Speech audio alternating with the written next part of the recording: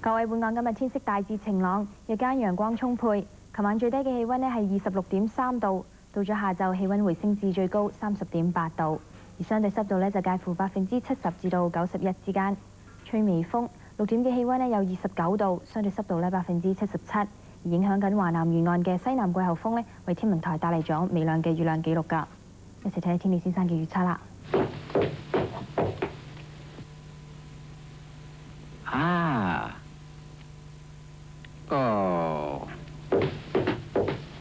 天文台預測晚間天色大致多雲，聽日會多雲間中有驟雨，但係短暫時間會有陽光㗎。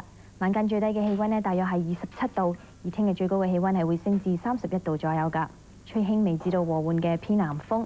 展望星期一嘅朝頭早呢會有局部地區性驟雨，而日間呢就部分時間有陽光㗎。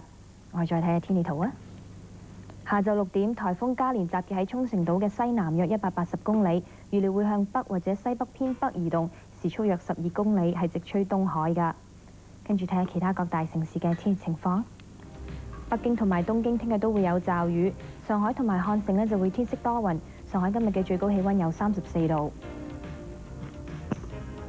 澳門聽日會多雲有驟雨，但係廣州呢就會大致天晴同埋天氣炎熱啦。而台北同埋馬尼拉聽日係會多雲同埋有雨㗎。曼谷聽日嘅天色係會大致多雲，新加坡同埋吉隆坡就會天色良好，陽光充沛。澳洲嘅悉尼同埋墨爾本聽日係會有驟雨㗎。